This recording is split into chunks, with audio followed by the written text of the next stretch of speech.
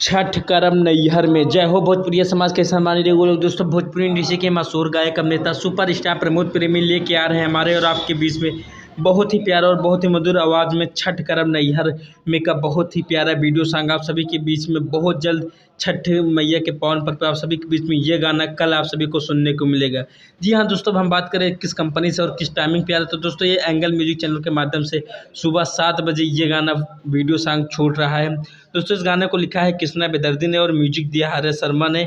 दोस्तों, आप सबसे यही गुजारिश करूंगा, जितने भी प्रमोद प्रेमी परिवार हैं, प्रमोद प्रेमी के फैन हैं, आप सभी लोग कल सुबह एंगल म्यूजिक चैनल पर सुबह 7 बजे इस गाने का वीडियो सॉन्ग आ रहा है छठ करम नैहर में। फुल वीडियो सॉन्ग को बहुत सारा प्यार और आशीर्वाद देके गाने को सुपर डुपर हिट बनाएं।